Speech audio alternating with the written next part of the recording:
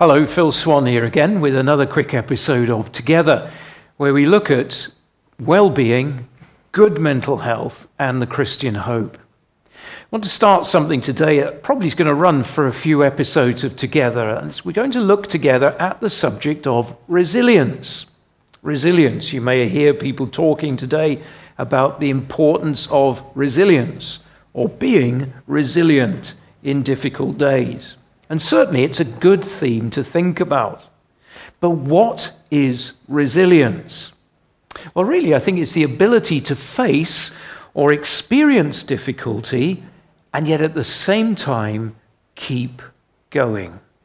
Not to quit, not to sit down at the side of the road, as it were, but to keep going in times of difficulty, to keep focused and keep going when life becomes really, really challenging. One of the key things of resilience is actually to reframe disasters as challenges or opportunities.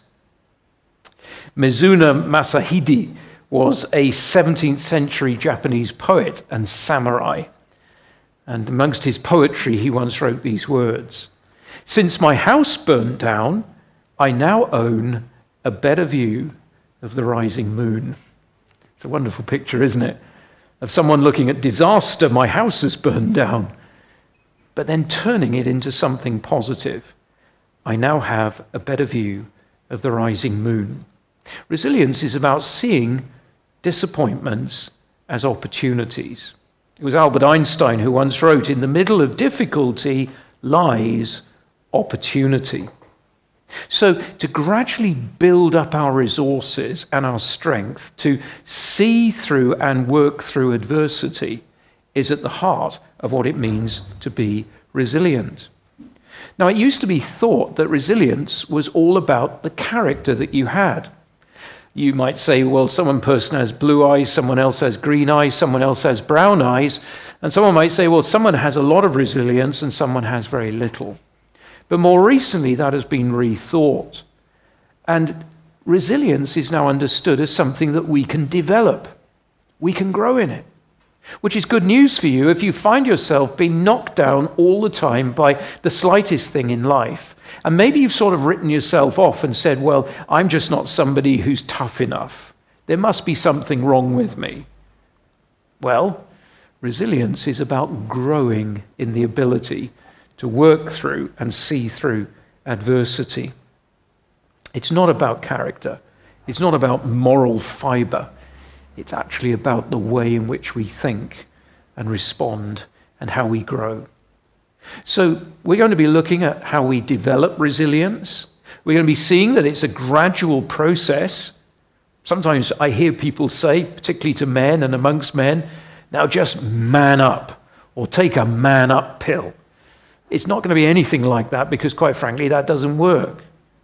Similarly, it's not about dreaming ridiculously unrealistic dreams.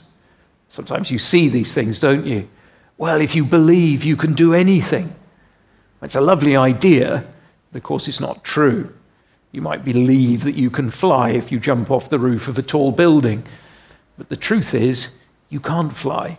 We have restrictions. And acknowledging those restrictions within us, in the light of what's in front of us in life, is often at the heart of developing resilience. In other words, the first step in becoming resilient is about recognizing your weaknesses, recognizing that you struggle, recognizing that there are times and situations and certain circumstances which are too much for you. But at the same time, refusing to say, I will always be limited by this. Growing in resilience is about growing in inner strength and strengthening our thinking so that in such a way we can start to make progress in those difficult areas. But to start with, we have to recognize our own weaknesses and see our weaknesses as opportunities now to get stronger. Some of you know that years ago I used to be a chartered physiotherapist, and people still come up to me now and they say, how can I have bigger muscles? Young lads, Young girls, they want to be fit and strong, want to look good, get toned up. How do you do it? Well, you have to put your muscles under a load. And the more you lift and the more you load and the greater the strain, actually, that's the way to become strong. And you load to the point of exploring real weakness. I cannot lift this anymore. I have discovered I am weak. But it's in that moment that your muscle fibers are responding and you're actually developing strength. It's like that with resilience.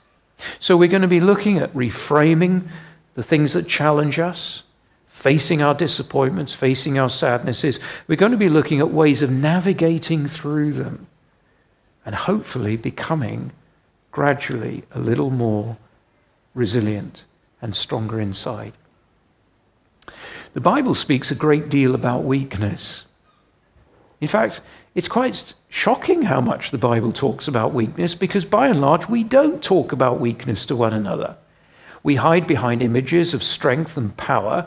We tell each other we're fine and we're okay, where inside we know we're not. But in the Bible we find amazing honesty.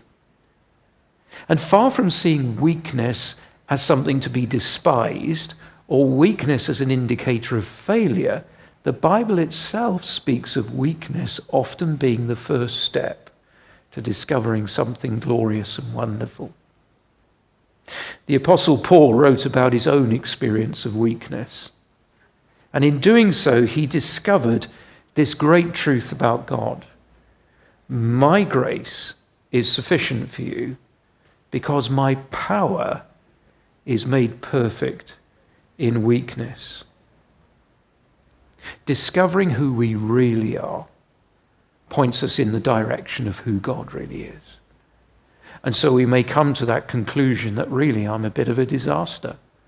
I'm a failure. I can't change. I can't be the person I want to be. And we may even find ourselves believing the lie that there's no hope for us, because the truth is there is hope. And that hope is found in Almighty God, who came into our world as one of us, to do us good, not to criticize us and cut the ground from under us, not to point the finger and condemn us, but ultimately to rescue us. The first step really to coming to understand who God is, and the first step to a real vibrant faith in him, or just as it is with resilience, it's about acknowledging our weakness and our need of him.